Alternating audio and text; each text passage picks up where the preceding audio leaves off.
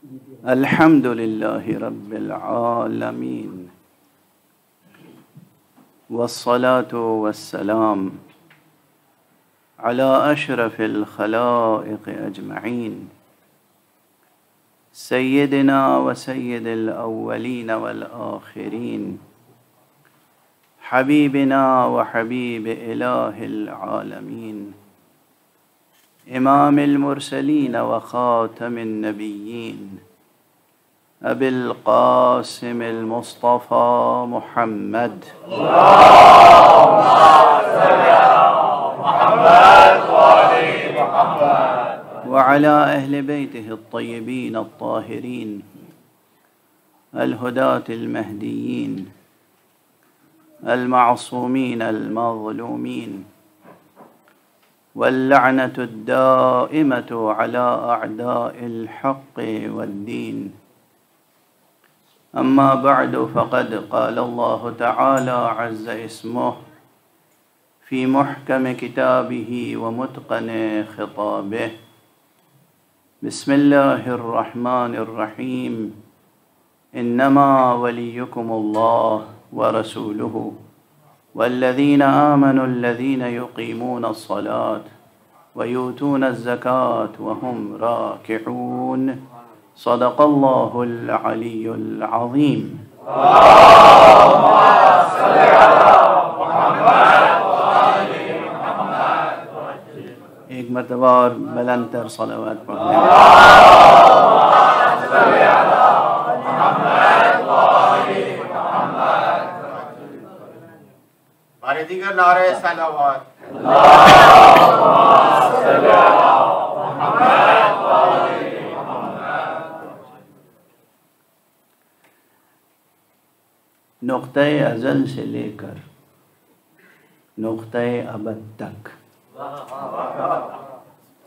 سلسلہ زمان و دہر میں جتنے بھی آن، جتنے بھی پل، جتنی بھی ساعتیں، جتنے بھی روز، جتنے بھی ایام ہیں، ان میں مبارک ترین یوم کا نام ہے یوم غدیر.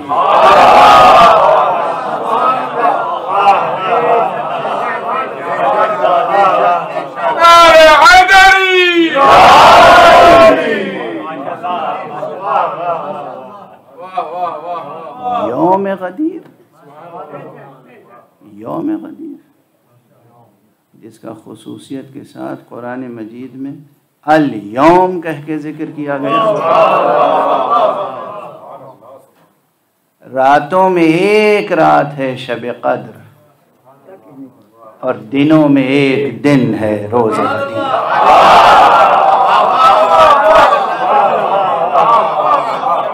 باطن لیلۃ القدر کا نام فاطمہ ہے، باطن غدیر کا نام علی.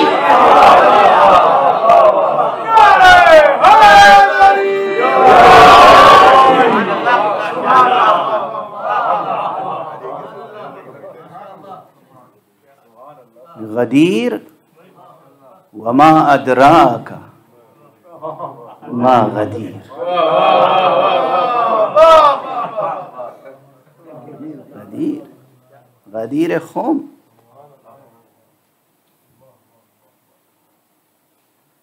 صحرائے عرب کا، صحرائے حجاز کا. حجاز اور تہامہ کے درمیان کا،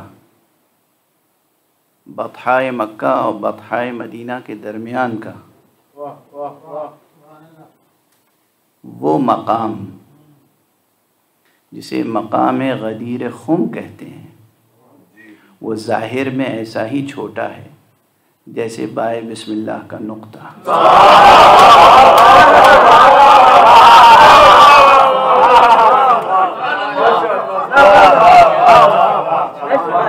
اور باطن میں اتنا ہی وسیع اور محیط ہے کہ مکان کے رشتوں کو لامکان سے جوڑتا ہے.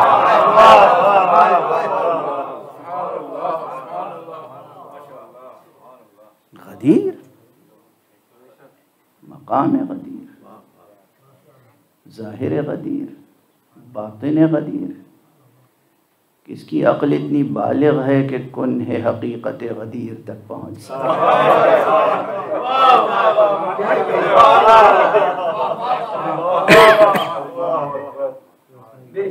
کس کی عقل اتنی بالغ ہے کہ کنہ حقیقت غدیر تک پہنچ سکے؟ جو کنہ حقیقت غدیر تک پہنچ جاتے ہیں ان کا قدم رکتا نہیں جب تک کربلا جا کے سر نظر مولا نہیں کرتا۔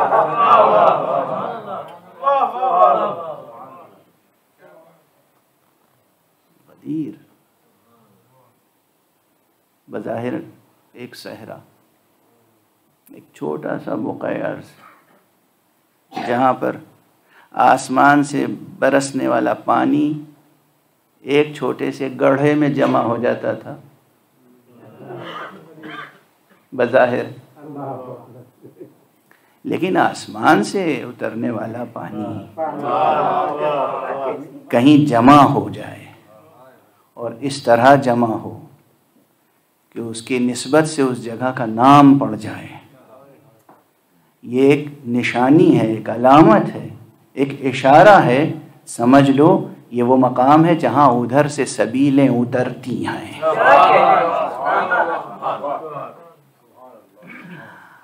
اب جناب سلیم شیرازی صاحب تشریف فرمائیں، لکھنوی دبستان سخن اور زبان و تہذیب و ادب کے امین بھی ہیں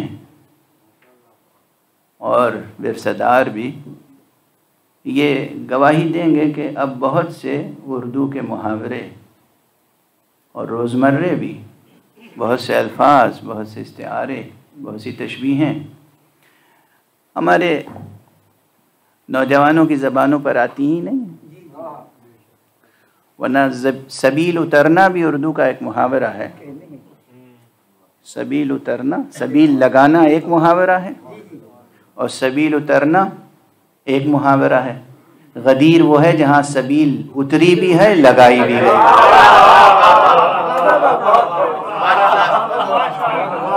ایک صلوات پڑھ دیجئے محمد۔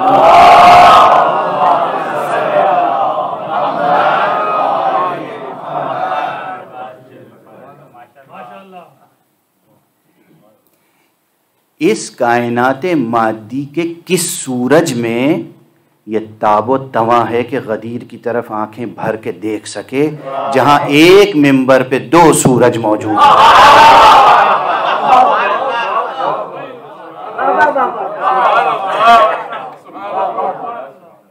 غدیر،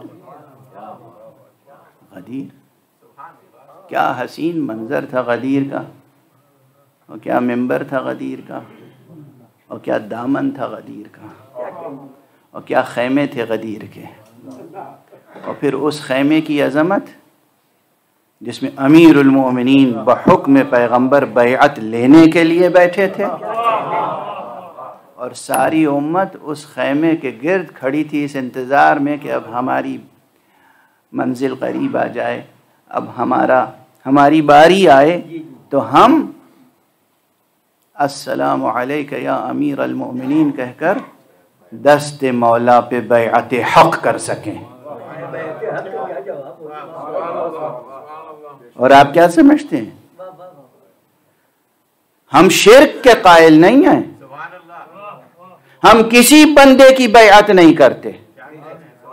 بیعت کے معنی کیا ہیں؟ بیعت کے معنی ہے اپنے متاع وجود کا سودا۔ بیعت کے معنی ہے اپنے متاع وجود کا سودا، اور ہمارے پاس اپنی کوئی متاع ہے ہی نہیں۔ متاع تو اس کی ہے، جو کچھ ہے امانت ہے، یہ امانت دی جائے گی تو اسی کو، کسی اور کو دی تو خیانت۔ اس لیے ہم دست مصطفیٰ پہ بھی بیعت کرتے ہیں تو خدا کی بیعت، خدا کی ہوتی ہے، ہاتھ مصطفیٰ کا ہوتا ہے۔ بیعت خدا کی ہوتی ہے، ہاتھ مرتضیٰ کا ہوتا ہے۔ بیعت خدا کی ہوتی ہے، ہاتھ حسین کا ہوتا ہے۔ بیعت خدا کی ہوگی، ہاتھ مہدی کا ہوگا۔ صلوات پڑھ دیں محمد والے محمد.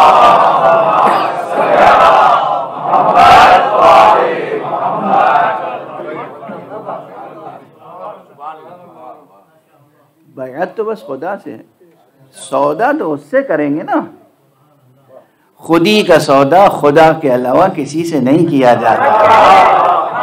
ایک صلوات پڑھ دیجئے محمد والے.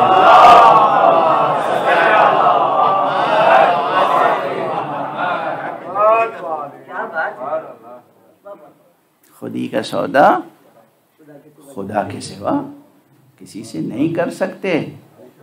یقیناً میری زبان سے سن چکے ہوں گے، مگر پھر بے اختیار مجھے یاد آ رہا ہے تو یہ 2 شعر مجھ سے بھی سن لیجئے. ہمارے بہت بزرگ شاعر گزرے ہیں، حضرت علامہ جمیل مظہری مرحوم و مغفور. ان کا ایک بہت مشہور مطلع ہے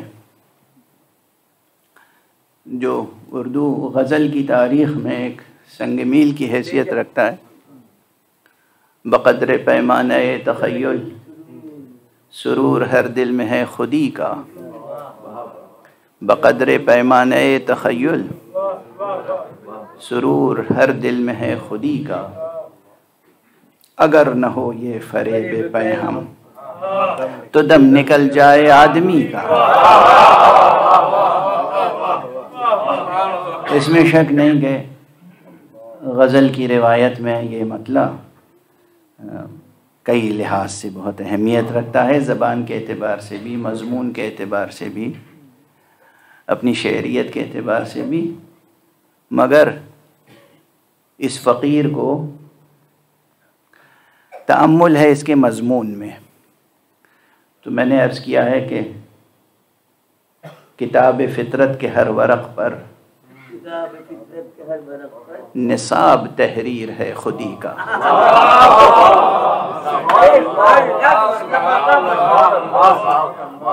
کتاب فطرت کے ہر ورق پر، کتاب فطرت کے ہر ورق پر نصاب تحریر ہے خودی کا.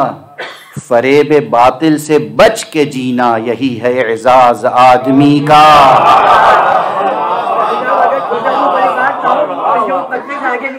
فریب باطل سے بچ کے جینا، فریب باطل سے بچ کے جینا یہی ہے اعزاز آدمی کا. خدا کے بندوں کو حق نہیں ہے کہ بیعت ظلم و جبر کر لیں. خدا کے بندوں کو حق نہیں ہے کہ بیعت ظلم و جبر کر لیں. چلو چلیں مصر کربلا میں خدا سے سودا کریں خودی کا.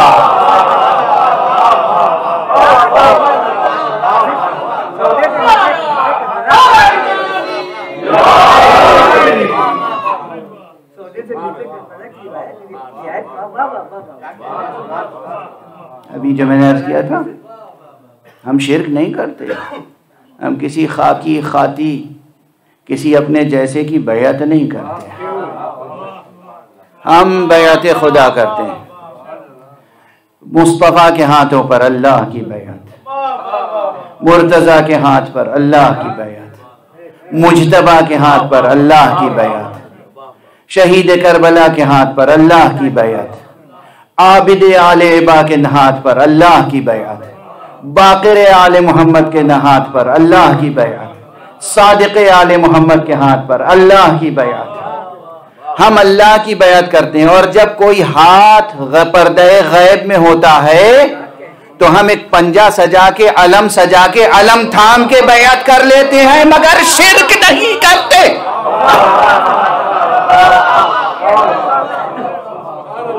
صلوات پڑھنے محمد والے.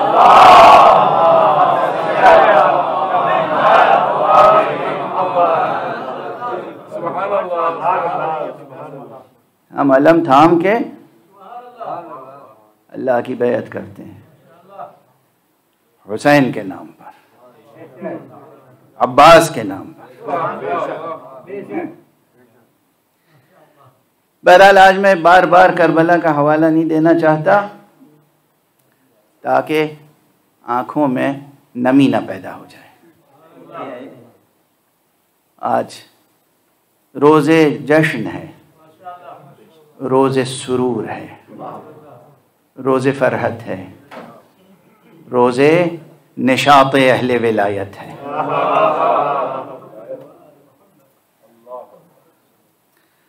سعادت مند ہیں آپ کہ اس محفل عید غدیر کا اہتمام کر رہے ہیں۔ پہلے عرض کر چکا ہوں اسی منبر سے کہ عید فطر مسلمانوں کی عید ہے، عید قربان مسلمانوں کی عید ہے، عید غدیر اسلام کی عید ہے۔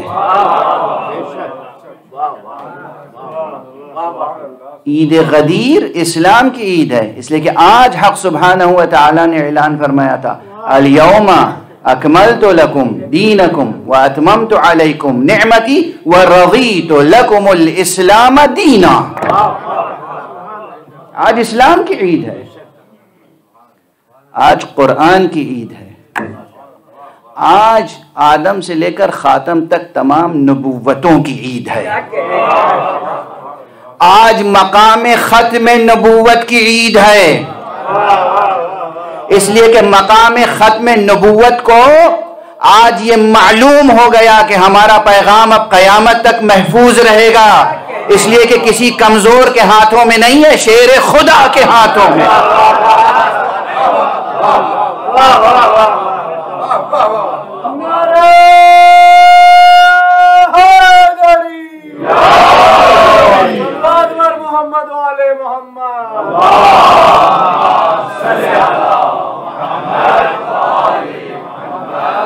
الیوم کیا لحن قرآنی ہے، کیا پرشکو آہنگ ہے۔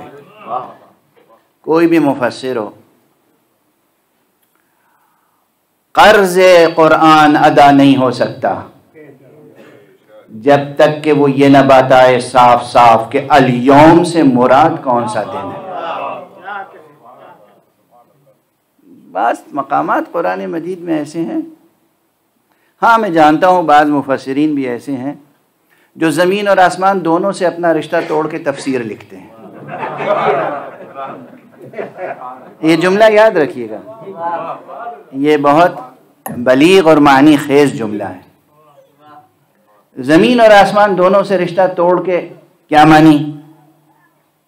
دنیا میں کوئی بھی متن ہو، کوئی بھی ٹیکسٹ ہو، کوئی بھی عبارت ہو، کوئی بھی تحریر ہو، کوئی بھی نثر پارا ہو یا شعر پارا، کوئی بھی سخن پارا،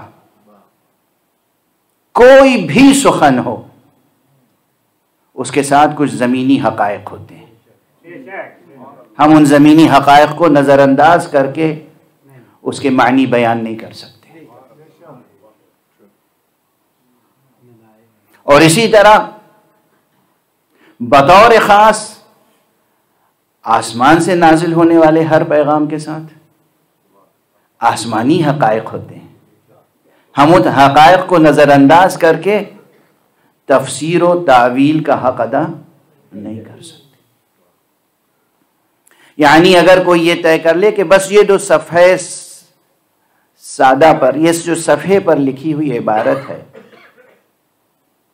بس اس عبارت کو ہمیں دیکھنا ہے، ہمیں نہ آسمان کی طرف دیکھنا ہے، نہ زمین کی طرف دیکھنا ہے، نہ واقعاتی حقائق کی طرف دیکھنا ہے، نہ وجودی حقائق کی طرف، نہ زندگی کے حقائق کی طرف، نہ اپنے نفس سے اسے جوڑنا ہے، نہ متکلم کی طرف دیکھنا ہے، کہنے والا کون ہے، مخاطب کون ہے، مخاطب کون ہے، مبلغ کون ہے، سامع کون ہے، ہر حوالے سے کٹ کے بس یہ اب عبارت ہے ہمارے سامنے، اس عبارت سے جو کچھ مضمون نکلتا ہے وہ حجت ہے۔ وہ شخص یا مجنون ہے، واقعاً مجنون ہے، دیوانہ ہے، جاہل ہے، اور یا پھر وہ بنا ہوا جاہل ہے۔ علم رکھتے ہوئے جہل برت رہا ہے،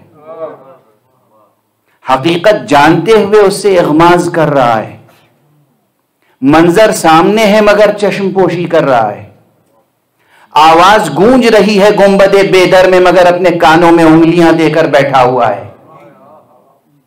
یعنی وہ شخص عالم نہیں، فریب کار ہے، ہادی نہیں، غال اور مضل ہے. یعنی اس نے اپنے ذمے خدا کی بندگی نہیں، شیطان کی بندگی کا طوق اپنی گردن میں ڈالا ہوا ہے. کیسے زمینی حقائق کو نظر انداز کر کے آپ تعویل و تفسیر بیان کر لیں گے؟ کس طرح آسمانی حقائق کو آپ نظر انداز کر کے بس یہ عبارت ہے اور ہم؟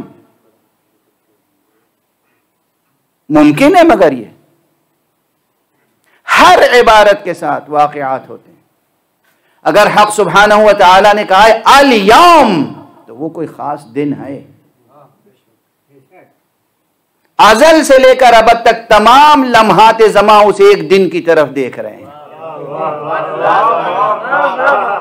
الیوم کون ہے وہ دن؟ کون سا وہ دن ہے جس دن کیا ہوا؟ اکملت لکم دینکم، ہم نے تمہارے لیے تمہارا دین مکمل کر دیا. اللہ اکبر. وَأَتْمَمْتُ عَلَيْكُمْ نِعْمَتِي، اور تمہارے اوپر اپنی نعمت تمام کر دی. کہنے والا کون ہے؟ اللہ، وہ قادر مطلق جس کے خزانے میں کوئی کمی نہیں، نامتناہی خزانہ رکھنے والا اگر یہ کہے کہ آج ہم نے نعمت تمام کر دی.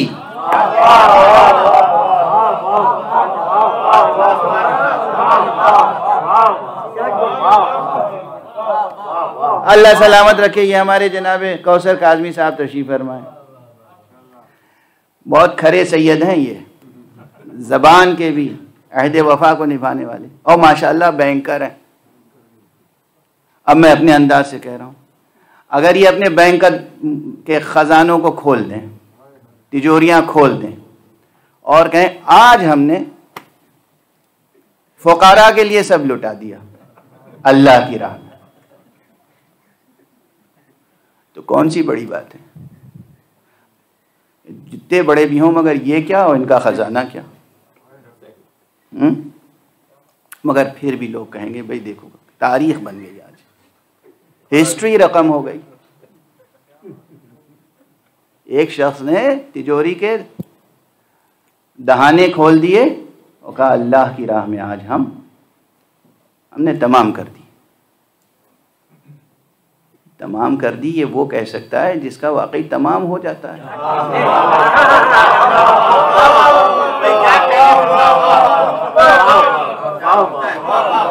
ارے وہ پروردگار جس کی ذات نامتناہی، جس کے اسما نامتناہی، جس کے صفات نامتناہی، جس کی قدرت نامتناہی، جس کا خزانہ نامتناہی، جس کی نعمتیں نامتناہی، وہ اگر یہ تعبیر اختیار فرما رہا ہے کہ آج ہم نے اپنی نعمتیں تمام کر دی،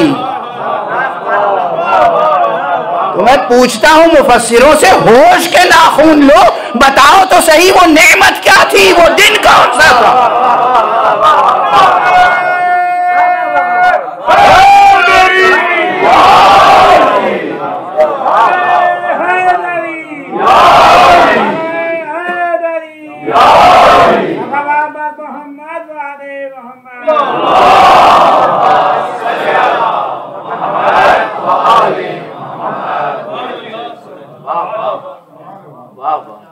ظاہری طور پر وہ آ کے قرآن لائیں گے اور کھول کے دکھائیں گے. دیکھیے صاحب، سورہ مائدہ کی 3 آیت میں اوپر وہ جانوروں کے احکام ہیں، گوشت کے احکام ہیں، کھانے پینے کے احکام. سبحان اللہ. چشم بددور ان کی عقلوں پر سے بھی، ان کے معدوں پر سے بھی چشم. خدا ایسی عقلوں کو نظر بد سے کیا کہوں، محفوظ رکھے یا لگنے دے. یہ جانوروں کے گوشت، یہ ذبیحے، یہ اللہ نے اس کے احکام بیان کر کے نعمت تمام کر دی. اللہ فرما نعمت تمام کر دی، آج نعمت تمام کر دی. یعنی یہ بتایا کہ کون سا گوشت کھا سکتے ہو، کون سا گوشت نہیں کھا سکتے ہو. کیا شہوت طعام ہے.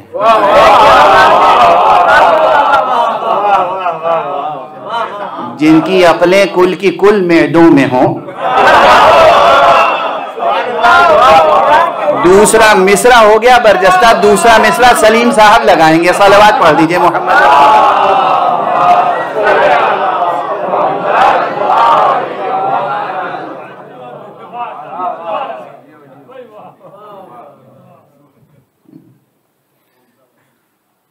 بلا وجہ نہیں کچھ لوگ مشہور ہیں صرف کھانے پینے کے لیے کہ بھئی ان کی نظر تو بس دسترخوان پہ ہوتی ہے، ان کی نظر تو صرف پلیٹوں پہ ہوتی ہے. اللہ فرما رہا ہے الیوم اکملت لکم دینکم. آج ہم نے یہ آج کون سا آج ہے؟ جیسے میں نے عرض کیا تھا نا کہ غدیر ایک مکانی حوالہ ہے، اور اس دامن مکان میں بائے بسم اللہ کے نقطے کی طرح چھوٹی سی ایک جگہ ہے، مگر محیط ہے ایسا اس پورے مکان پر کہ اس مکان کا رشتہ لامکان سے جوڑتا ہے. بالکل اسی طرح یہ الیوم ہے سلسلہ روز و شب کا ایک خاص دن، مگر یہ دن ایسا محیط ہے کہ ازل سے ابد تک تمام لمحوں کو اپنی آغوش میں لیے ہوئے. اس لیے جو اہل ولایت ہیں ان کے لیے تو ہر گزرنے والا لمحہ جشن ولایت کا لمحہ ہوتا ہے. لیکن پھر بھی پہچاننے کی ضرورت ہے کہ یہ الیوم کون سا دن ہے. روایت ہے کہ ایک مسلمانوں کے ایک دربار میں مسلمانوں کے ایک حاکم کے سامنے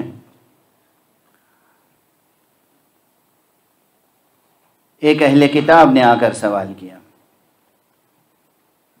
کہ خدا، اور جملہ کیا کہا ہے اس شخص نے؟ جملہ کیا کہا ہے؟ جملہ یہ کہا ہے کہ آپ کی کتاب میں قرآن مجید میں ایک آیت ایسی ہے کہ اگر یہ آیت ہماری کتاب توریت میں ہوتی تو ہم اس دن کو، جس دن وہ آیت نازل ہوئی ہوتی، عید مناتے.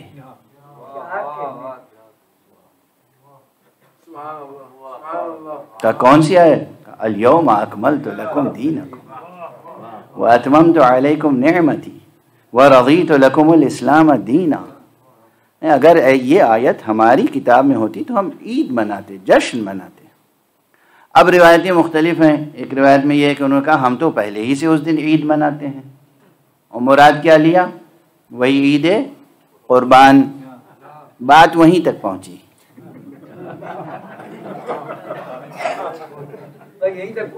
اور بعض روایتوں میں یہ ہے کہ نہیں، انہوں نے اس سوال کا جواب عنایت نہیں فرمایا. ہمارے ہاں وہ روایتیں بھی ہیں کہ جس میں یہ بیان ہوا ہے کہ اس سوال کا جواب عنایت نہیں فرمایا گیا. یہ بہت اہم ہے کہ کس دن یہ آیت نازل ہوئی اور کس حکم الہی کی تبلیغ کے بعد یہ آیت نازل ہوئی. دونوں چیزیں اہم ہیں، دونوں چیزیں، کس دن اور کس حکم کے بعد. ستون دین کیا ہے؟ سب سے بڑی عبادت کیا ہے؟ ستون دین، عمود دین، نماز. کوئی دو مسلمان روئے زمین پر اختلاف نہیں کر سکتے اس قضیے سے کہ نماز عمود دین ہے، نماز ستون دین ہے.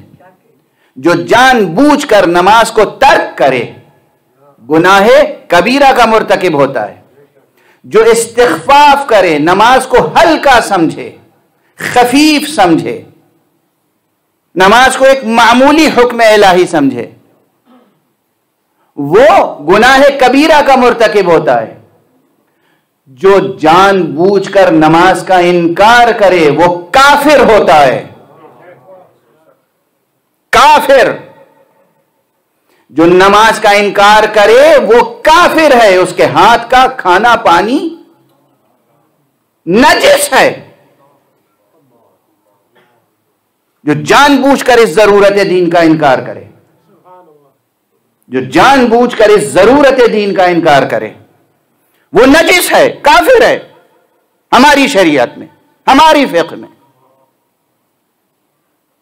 مگر کیا نماز کی حکم کی تبلیغ کے بعد یہ آیت آئی؟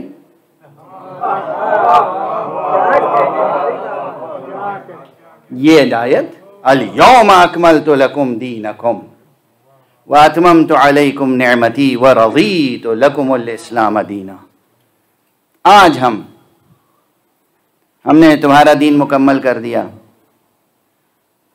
آج ہم نے تمہارے اوپر اپنی نعمتیں تمام کر دیں، اور آج ہم اس دین اسلام سے تمہارے لیے راضی ہو گئے۔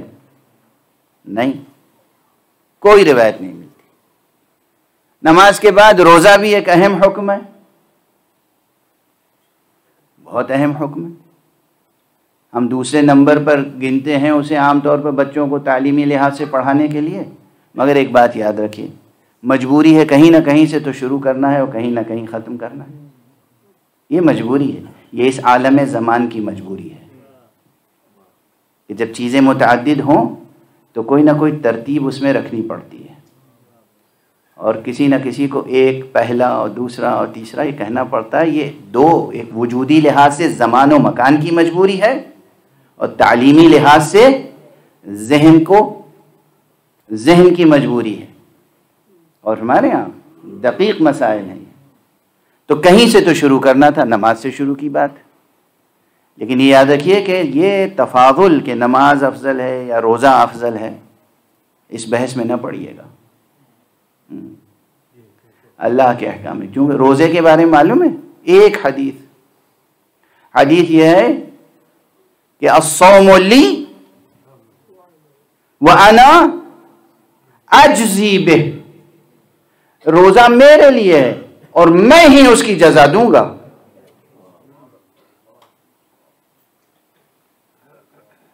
اور عرفا کی قرأت دوسری ہے، جو اہل باطن ہیں، اہل عرفان ہیں، وہ کہتے ہیں الصوم لی وانا اجزی بہ، روزہ میرے لیے ہے اور میں خود اس کی جزا ہوں۔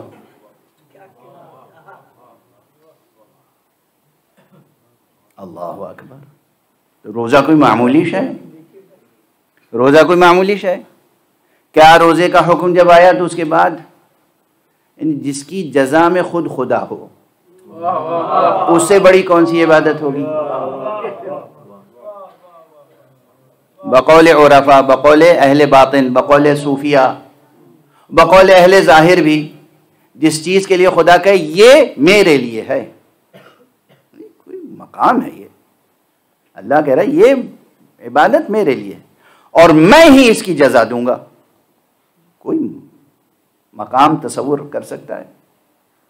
اس کے بعد بھی نہیں آیا الیوم اکملت لکم دینکم واتممت علیکم نعمتی ورضیت لکم الاسلام۔ غور ہمارے یہاں۔ اور اسی طرح آپ بقیہ احکام کی طرف، حج جامعیت کے اعتبار سے، حج ایسی جامع اور اتنی عظیم عبادت ہے کہ اس میں باقی تمام فروع دین شامل ہیں۔ نماز اس میں شامل ہے، طہارت اس میں شامل ہے، صوم کی کیفیت اس میں شامل ہے، بہت سی چیزیں شامل ہیں حج میں۔ طواف کے بعد آپ نماز طواف واجب ہے یا نہیں ہے؟ نماز اس میں شامل ہے۔ بہت سی چیزیں، سعی، جد و جہد اس میں شامل ہے۔ حج کے بعد بھی یہ نہیں کہا کہ الیوم اکملت لکم دینکم واتممت علیکم نعمتی ورضیت لکم الاسلام۔ تو یہ چیز واجب ہے، فرض ہے، قرض ہے قرآن کا مفسر پر، وہ بتائے کہ وہ کون سی حقیقت ہے جس کی تبلیغ کے بعد پیغمبر کو یہ سند دی گئی۔ ہم طالب علم ہیں، ہم حقیقت پسند ہیں، ہماری جستجو ہے، ہمارا سوال ہے، بتانا تو ہوگا نا کہ وہ دن کون سا تھا، وہ چیز کون سی تھی۔ یہ ذبیحے کے احکام،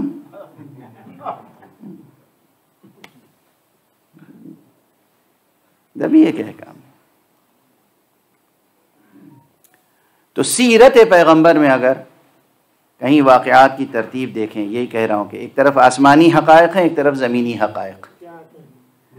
زمینی حقائق میں آپ واقع غدیر کو بھلا نہیں سکتے.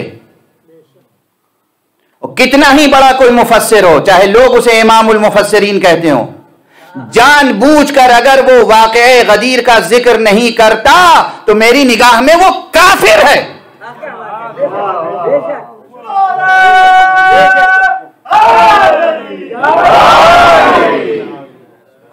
اتنے اہتمام سے جس بات کا ذکر مصطفیٰ نے کیا ہو، تجھے کیا حق ہے کہ اس واقعے کا ذکر ہی نہ کرے؟ کوئی شقاوت سی شقاوت ہے، کوئی شقاوت سی شقاوت ہے، کوئی محرومی سی محرومی ہے، کوئی بدنصیبی سی بدنصیبی ہے، کوئی گمرہی سی گمرہی ہے، کوئی ضلالت سی ضلالت ہے. پیغمبر آگے بڑھا ہوا مجمع، بلاؤ پیچھے پیچھے جو آ رہے ہیں انتظار کرو ان کا. یہ جو خز و خاشاک ہیں صاف کرو اسے، پالان شتر سے ممبر بناؤ، اذان دو. صحرا میں اذان گونج رہی ہے، جہاں بگولے رقص کرتے ہیں وہاں ممبر نصب ہو رہا ہے، جہاں وحشتیں پھرتی ہیں وہاں تہذیب نمو کر رہی ہے.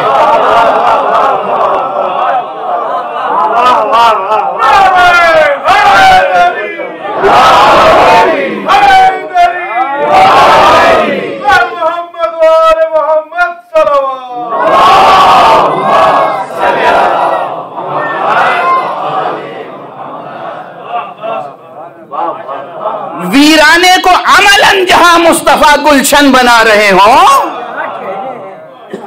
ایسے مفسر دین و دنیا کو ویرانہ بناتے ہیں اسے بھلا کر.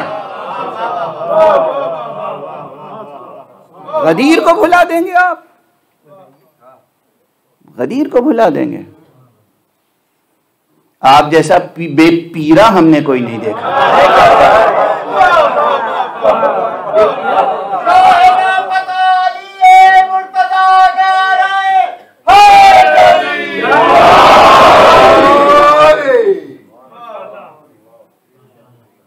یہ بے پیرا کوئی مبتذل کلمہ نہیں ہے، یہ کوئی سلینگ نہیں ہے. یہ بھی سند لے لیجئے گا سلیم شیرازی صاحب سے اور ہمارے بزرگ عالم دین جو جناب حجت الاسلام والمسلمین مولانا سید رضا حیدر صاحب رضوی، جن کی ایک طویل خدمتیں ہیں سرزمین لندن پر بطور خاص، اور ویسے تو پوری دنیا میں جہاں بھی جاتے ہیں خدمتیں انجام دیتے ہیں. محراب سے ممبر تک اور ممبر سے محراب تک کوئی شعبہ ایسا نہیں ہے جہاں ان کی خدمتیں نہ ہوں. یہ تشریف فرمائیں، ان سے پوچھئے گا کہ یہ بے پیرا جو لفظ ہے یہ ایک خاص معنویت رکھتا ہے، اس کے ساتھ تہذیبی تصور وابستہ ہے، ایک تہذیب وابستہ ہے. شائستگی کے ساتھ اگر کسی کو کہنا ہو کہ میاں تم بے استادے ہو تو اس کو یہی کہا جاتا ہے کہ تم بے پیرے ہو. اور بے استادے میں اور بے پیرے میں ایک فرق اور ہے. بے استادہ صرف وہ ہوتا ہے جس نے پڑھا لکھا نہ ہو. بے پیرا وہ ہوتا ہے جو پڑھ لکھ کے بھی تہذیب اور علم کے سانچے میں نہ ڈھل سکے، اسے ہم بے تربیت بھی کہتے ہیں. جو خود بے تربیت ہے وہ دوسروں کی کیا تربیت کرے گا؟ جو خود بے تربیت ہو وہ داعیہ کیا بنے گا؟ جو خود بے تربیت ہو. مگر پیغمبر صلی اللہ علیہ وآلہ وسلم نے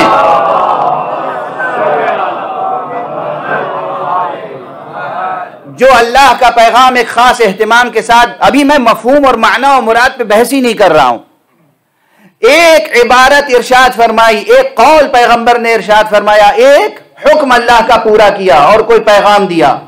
یہ پیغام تمام عالم انسانیت کے لیے بالعموم اور تمام کلمہ گویوں کے لیے بالخصوص ایک امانت الہی اور امانت مصطفی ہے یا نہیں؟ رسول کی کہی ہوئی بات امانت ہے یا نہیں؟ اچھا کبھی یہ ہو کہ صاحب وہ سلسلہ ضعیف ہے اور ہمیں پتہ نہیں کہ واقعی حضور نے فرمایا تھا کہ نہیں، اس لیے احتیاطاً میں نہیں کہتا، میرا تقوی اجازت نہیں دیتا کہ میں اس کی روایت کروں چونکہ سند ضعیف ہے، اور قرآن ہاتھ میں لے کر کہہ سکتا ہوں ایسی حدیث، ایسی عبارت، ایسا فقرہ کہ جس کو وہ تواتر کا درجہ حاصل ہے کہ ویسا تواتر کا درجہ حضرت کی زبان مبارک سے نکلنے والے کسی دوسرے فقرے کو حاصل نہیں ہے. یعنی متواتر حدیثوں کی فہرست بنائیے اگر آپ دیانت دار ہیں، متواتر حدیثوں کی فہرست بنائیے، بتائیے اس حدیث کے کتنے راوی ہیں؟ 10، اس حدیث کے 20، اس حدیث کے 25، اس حدیث کے 30، بس 10 20 25 30 ہے. ارے کم سے کم 110 اصحاب رسول نے کہا، ہم نے یہ سنا رسول نے یہ کہا.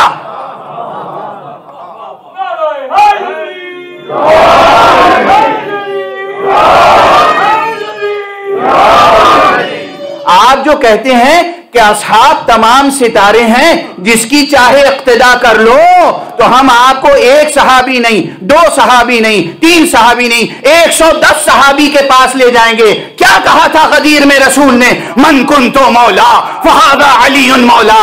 کیا کہا تھا رسول نے؟ من کنت مولا فہذا علی مولا. کیا کہا تھا رسول نے؟ من کنت مولا فہذا علی مولا. ارے کس کس صحابی کو جھٹلاؤ گے؟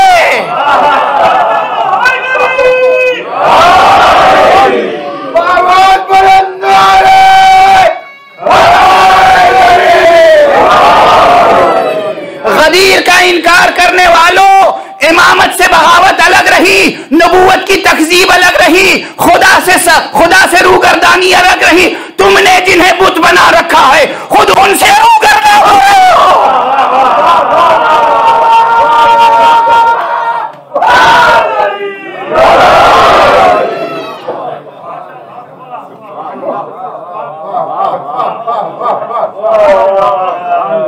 بس میں صحابہ میں گونج ہے غدیر کی، قرآن میں حنک ہے غدیر کی، تاریخ میں دھمک ہے غدیر کی. اور یہ باغی مفسر، اس نے غدیر کا لفظ سنا ہی نہیں، جیسے غدیر کا سارا پانی اسی کے کانوں میں چلا گیا. صلوات پڑھ دیجئے محمد وآلہ.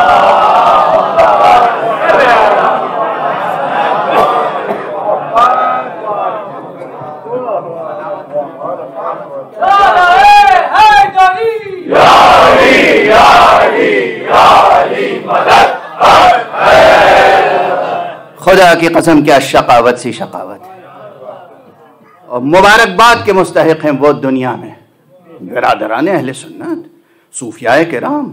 یہ جو عرس ہوتے ہیں عموماً مزارات پر اور مقامات پر ان کے ہاں، اس میں قوالی کو قوالی کیوں کہتے ہیں معلوم ہے؟ کیونکہ سب سے آخر میں پہلے حمد خدا کی اشعار پڑھے جاتے ہیں، نعت پیغمبر کے اشعار پڑھے جاتے ہیں، منقبت کے اشعار پڑھے جاتے ہیں، اور اس کے بعد سب سے آخر میں ایک ہی چیز ہوتی ہے، من کنتو مولا فہذا علی مولا. من کنتو مولا، یہ قول رسول کا قول. میری دعائیں ہیں ان کے لیے جو ایک قول پیغمبر کو اہتمام سے بیان کرنے کے لیے پوری رات جاگتے ہیں. رت جگہ ہے تو یہ ہے.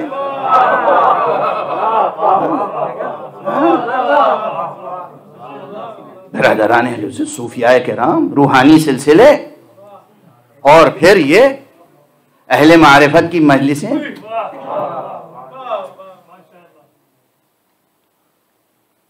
حضرت ابراہیم کی صفت اور سیرت پر چلنے والے وہ مسلمان جو خود کو شیعہ کہتے ہیں، معلوم ہے نا شیعہ کی تعریف کیا ہے؟ اللہ نے جناب ابراہیم کی تعریف قرآن مجید میں شیعہ کہہ کر کی ہے. اللہ نے حضرت ابراہیم ابو الانبیاء ابراہیم کی تعریف شیعہ کہہ کر کی ہے. اور میں کئی مرتبہ یہ جملہ کہہ چکا ہوں کہ شیعہ کے معنی ہے چاہت سے عبادت کرنا، چاہت سے اطاعت کرنا. مسلمان دو قسم کے ہیں، تیسری قسم ممکن نہیں، دو قسم کے ہیں. ایک قسم یہ ہے کہ علی کی تلوار کے ڈر سے اشہد ان لا الہ الا اللہ،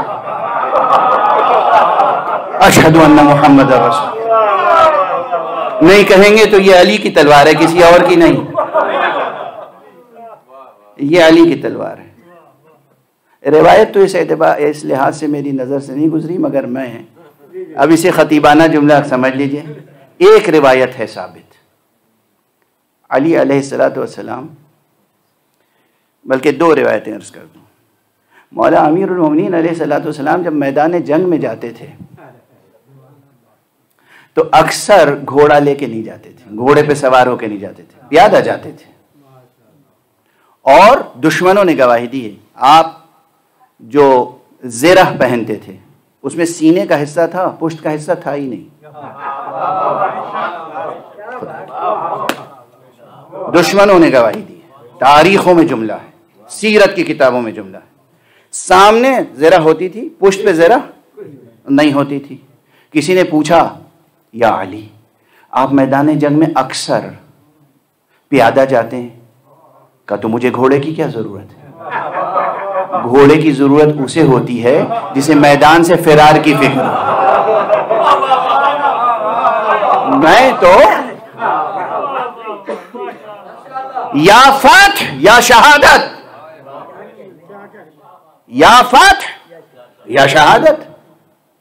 اسی طرح کسی نے پوچھا کہ آپ کی زرہ میں پشت کا حصہ نہیں ہوتا؟ کہا خدا وہ دن نہ لائے میری زندگی میں جب کسی کا وار میری پشت سے مجھ پر لگے. خدا کی قسم، خدا کی قسم.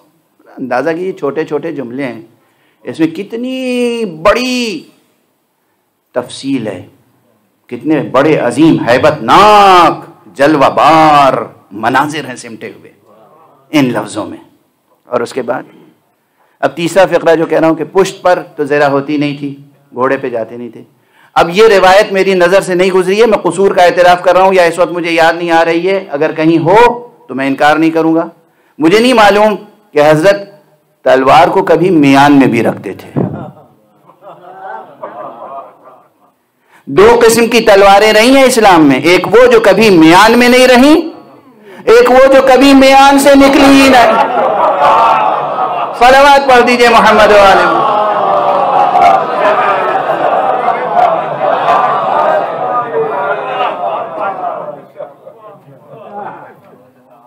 نمونے کی تلواریں بھی ہوتی ہیں نا.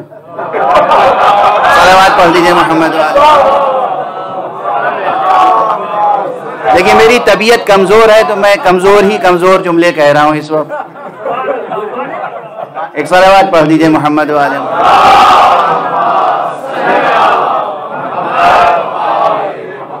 یہ آپ اسے کمزور جملہ سمجھیں یا وزنی جملہ سمجھیں، یہ ہے تاریخ کا خلاصہ. یہ ہے تاریخ کا خلاصہ. دو قسم کے لوگ گزرے. میرا خیال ہے کہ ذکر علی کا سلسلہ تو کبھی منقطع نہیں ہو سکتا. آج جو ایک آمد کی کیفیت ہے، اس کیفیت میں میں بہا چلا جا رہا ہوں. ایک سیلاب ہے جو مجھے غدیر کی طرف لے جا رہا ہے، اور ایک کشش ہے جو غدیر کی طرف کھینچ رہی ہے. دنیا کشش ثقل ارضی کی قائل ہے، میں تو صرف کشش سکر غدیر کا قائل ہوں.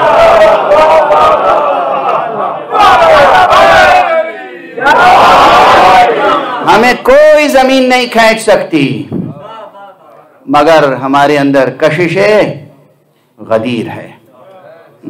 بہت سی باتیں عرض کرنا چاہتا تھا، بہت سی باتیں رہ گئی. بس ختم کر رہا ہوں دو فقروں پر